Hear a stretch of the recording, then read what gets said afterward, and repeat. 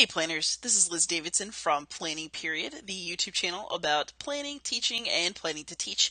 And while I will mostly be showing you guys pen and paper planning methods on this channel, there is one thing that I will not use pen and paper to plan, and that thing is interactions with parents. I spent my very first year in teaching special education inclusion, and I had, a large caseload where I was managing a lot of contacts with parents, with people at the district, with, just everybody who's involved in the proper care of anyone on a caseload.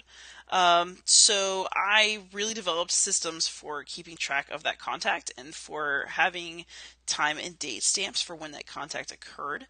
And that is something that I'm going to show you how to do today. So I am here at Google Forms. So one thing that you can do honestly is don't bother with this URL here. If you just type in forms.google.com, it'll pop right up and it'll come right here. So forms.google.com will take you there. So then what I would do is every year I make a blank form and I give it a name. Let's say that we're going to call it Parent Contact 2019 to 2020. I just always name it after the school year. And then you can come up here and it will actually save the name of the file up here. If you just click, it'll assume that's going to be the name, and that's pretty awesome. So then I go into the questions, and the thing is, Google's so good at anticipating you, you don't have to do very much. I would type student name. Check it out. It already knows it's going to be a short answer right here, which is pretty impressive. Add a question, parent name. Again, Google will figure it out for us. Thanks, Google. It's kind of creepy, but I'm going to take it. Then I will normally add the time, and Google will again read that it is a time.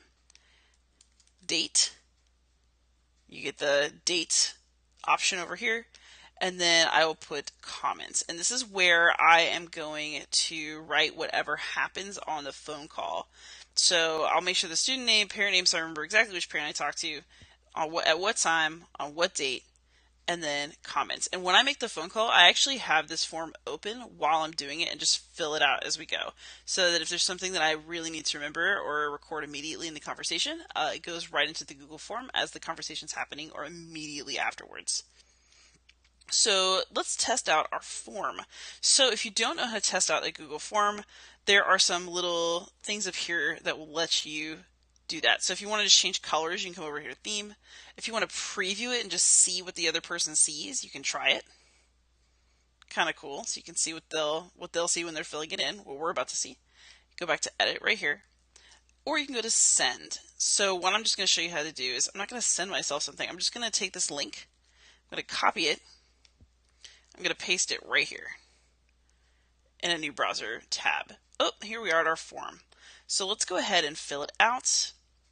Let's try, okay, let's say the student's name is Leroy Jenkins, because that's a fine name. And then for the parents, mom or dad. Let's just say the parent is going to be Alice Jenkins. There we go. And let's say that we called Mrs. Jenkins at, 11:15 a.m. and it was today, so April 26, 2019. You can just type it right in. You can also click these little arrows and stuff. Well, that'll be the AM PM choice. This one will give you like a calendar. So Google gives you some ways to type things in. And then our comments. Let's see. What should we say? During a group activity, Leroy had a behavior and disrupted the work of his team. Teacher and parent discussed strategies to help Leroy work better with others. Mother very supportive. Let's just say that's our comment. So whatever the comment is, that's what I would put in. And then I would click submit. And now it's submitted. So the great thing about this that I'm going to show you is that when you come back over to your form, we can now see that there's a response. It's already here. We can click over to the response. And initially when you look, you think, man, this isn't great for looking at parent contact because, look, I can, if I'm looking at summary data for conversations with parents, that's kind of weird because it's all going to be totally different forms about totally different kids. Like maybe it'd be useful for seeing multiple entries for one child, but that's not what we're looking for. Individual, likewise, if there's 80 of these, which can happen over the course of a school year, you don't want to scroll through every individual one. But what you do want to do is you want to come over here to this little green icon. This is going to open up Google Sheets.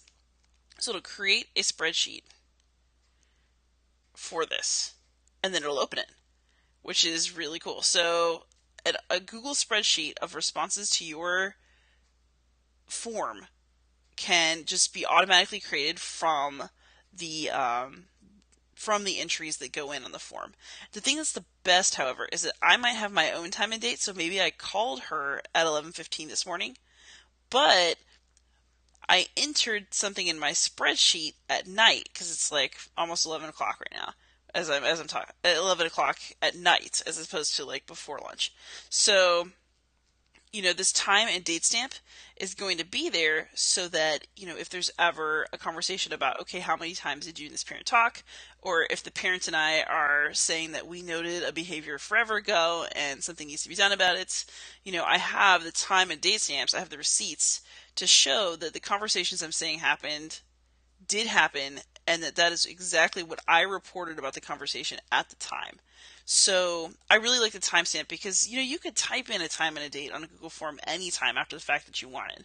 But the fact that the computer generates a time and a date stamp and the thing that you put in the form, is static once you submit the form really keeps your data consistent, and I feel like it makes it more reliable and easier to search as well when you actually need to bring up, maybe a record of contact with parents over time.